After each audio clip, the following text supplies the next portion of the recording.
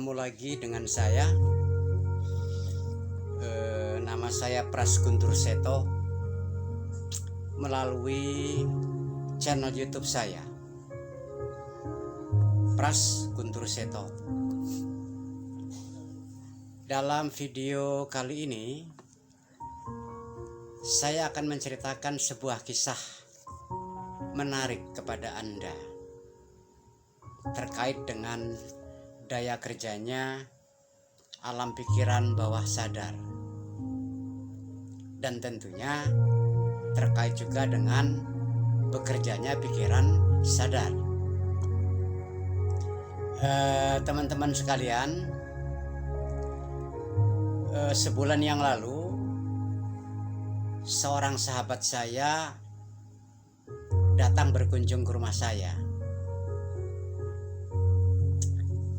Kami ngobrol santai, membicarakan macam-macam masalah kehidupan dan pekerjaan. Kami ngobrol santai di teras depan rumah.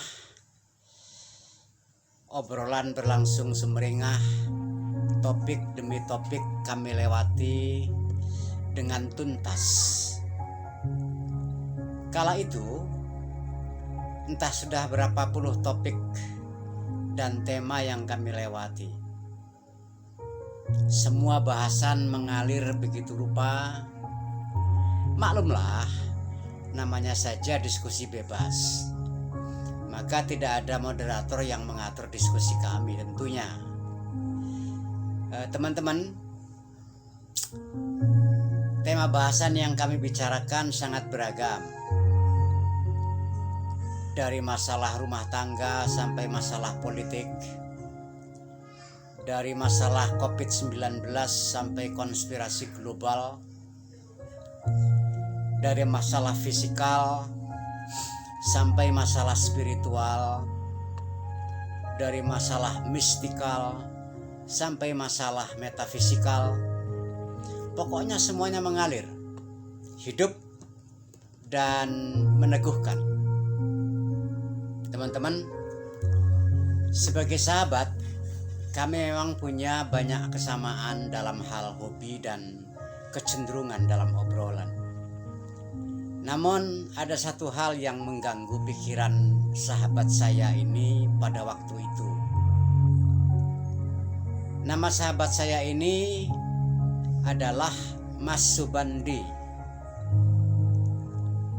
Beliau bertanya kepada saya, apakah kuasa pikiran alam bawah sadar bisa dimanfaatkan untuk menemukan seorang sahabat karib yang sudah lama kita ingin temui. Dan beliau minta saya agar bercerita kepadanya tentang bagaimana caranya kalau memang bisa.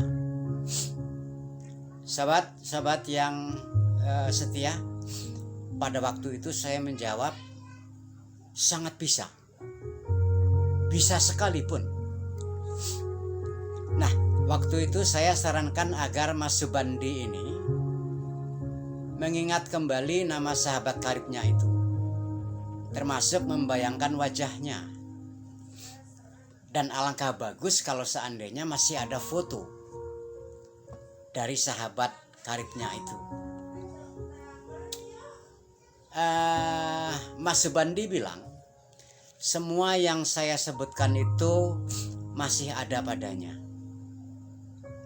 Nama sahabat karibnya itu adalah Boyman. Dia masih bisa membayangkan wajah dan postur tubuhnya juga. Saya menyarankan agar Mas Subandi mengambil momen setiap malam. Pada waktu itu saya sarankan demikian, ya. Dalam jangka waktu kurang lebih 1 minggu lah, khususnya ketika dia rebahan di tempat tidur.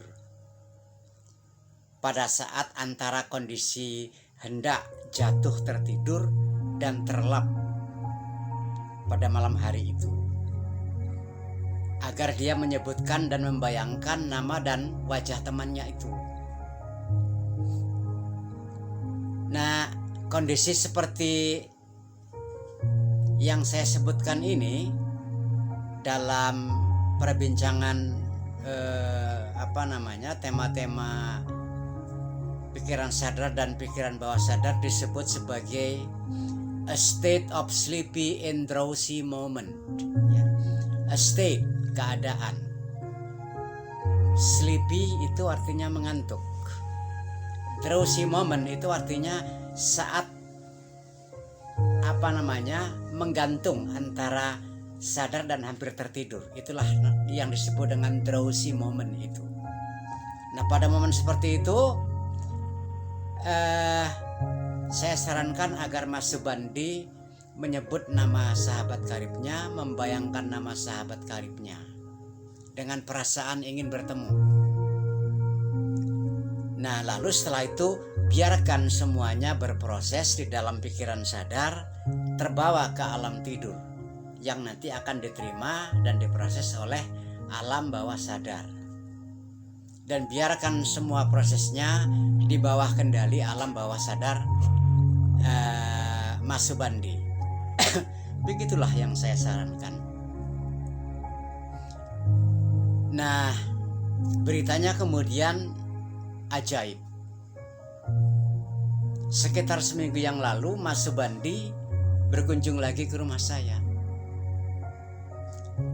Dia melaporkan bahwa dia sudah terhubung dengan sahabat karib lamanya itu.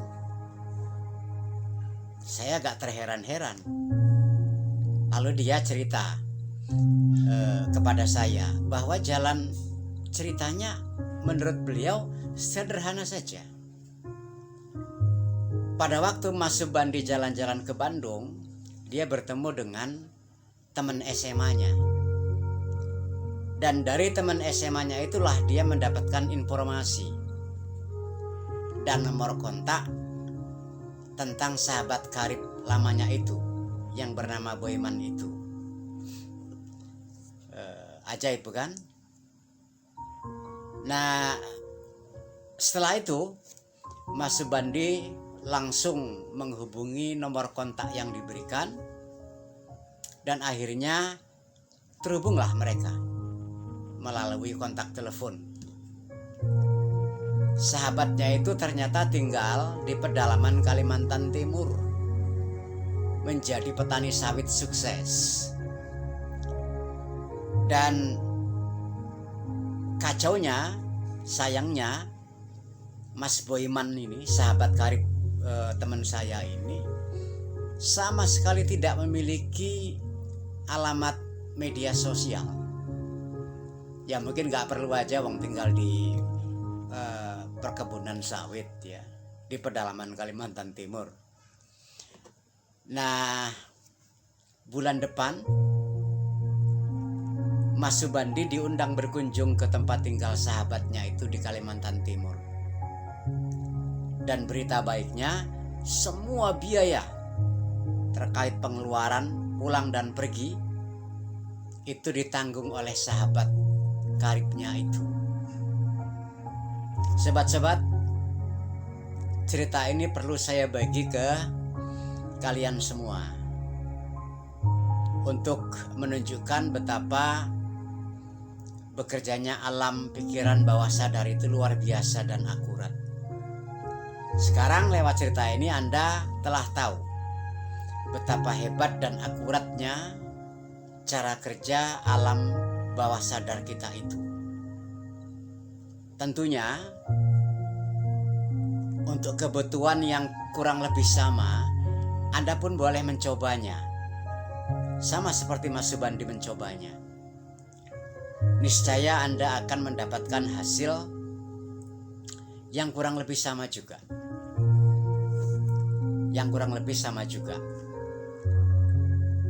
Yang penting percayakan sebagian urusan Anda kepada mekanisme bekerjanya alam bawah sadar Anda itu. Saya mengatakan ini berkali-kali dan berulang-ulang. Memang harus saya ulang-ulang karena kalau 1-2 kali dikatakan belum tentu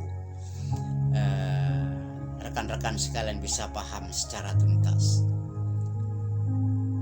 Nah, Sekarang saya persilahkan teman-teman untuk bereksperimen, dan saya ucapkan juga selamat bereksperimen, mudah-mudahan bisa berhasil.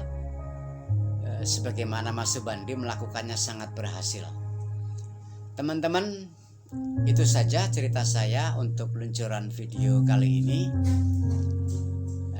Terima kasih atas segala perhatian yang diberikan. Bagikan video ini ke sahabat-sahabat Anda yang barangkali mereka membutuhkan sebuah cara. Dan ingat juga untuk memberikan like kepada video ini, tekan like-nya dan tekan tombol subscribe-nya kalau Anda belum pernah melakukannya selama ini, untuk membantu agar saya terus bersemangat membawakan presentasi video ke Anda sekalian. Teman-teman, demikian saja. Wasikum wa nafsihi bitaqwallah. Assalamualaikum warahmatullahi wabarakatuh. Salam bawah sadar.